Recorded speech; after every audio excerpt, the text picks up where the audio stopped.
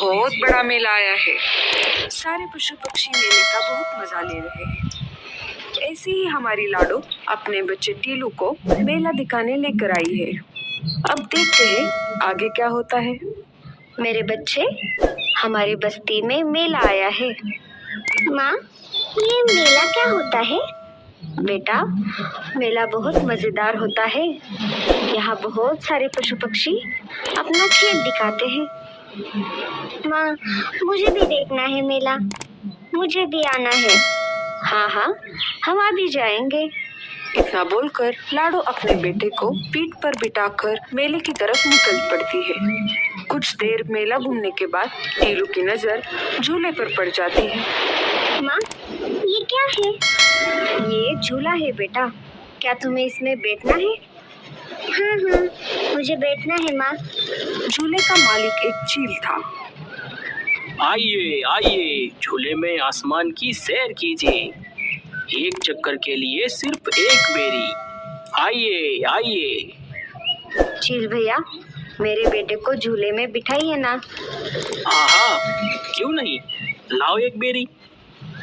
मेरे पास तो बेरी नहीं है, और बेरी का पेड़ तो ऊंचे बर्फीले पहाड़ों पर है।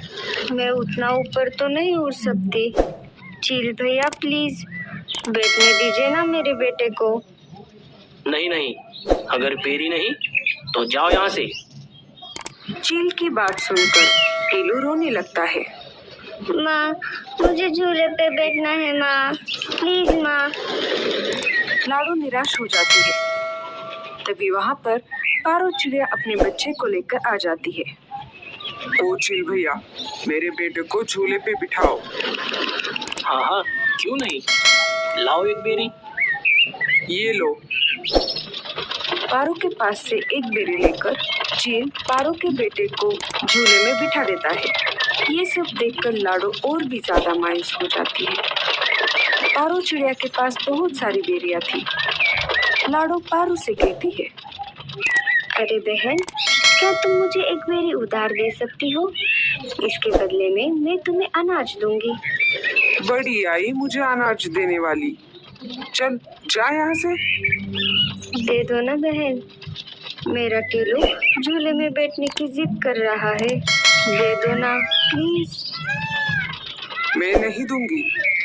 मुझे ये बेरिया मेरे दोस्त ईगल ने लाके दी है।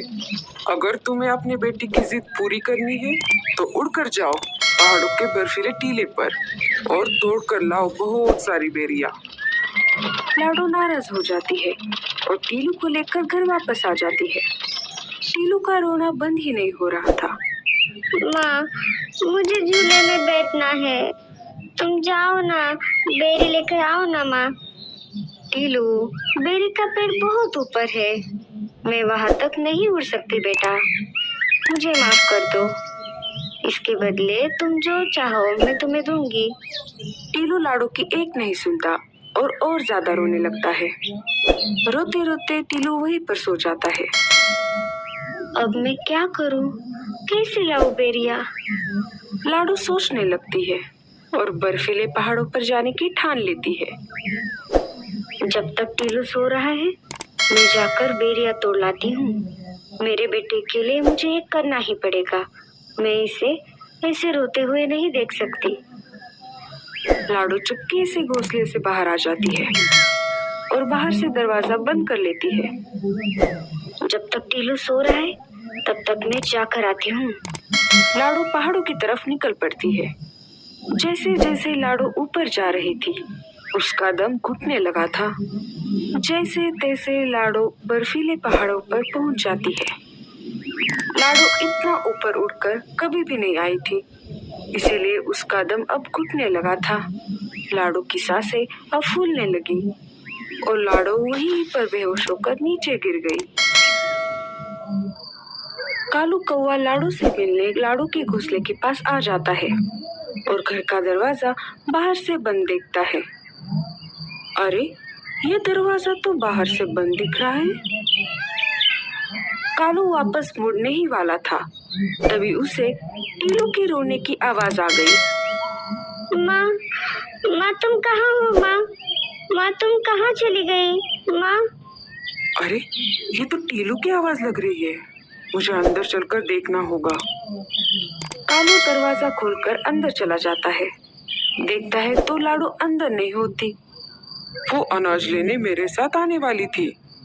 शाम हो गई, अभी तक नहीं आई, इसलिए मैं चला आया। कालू मामा, पता नहीं माँ कहाँ चली गई। हमारे जंगल में मेला आया है ना, आज माँ मुझे वहाँ पर लेकर गई थी, लेकिन मैंने वहाँ पर झूले में बैठने की जिद की, लेकिन झूले का मालिक एक चक्कर के बदले एक बेरी मांग रहा था। माँ के पास तो बेरी नहीं थी। फिर मैं बहुत रोने लगा। माँ मुझे घर लेकर आई और मैं रोते रोते वहीं पर सो गया। मुझे लगता है माँ मुझसे नाराज हो गई। कालू मामा, मेरी माँ को ढूंढ के लेकर आइए ना। मुझे माँ की बहुत याद आ रही है। माँ, माँ कहाँ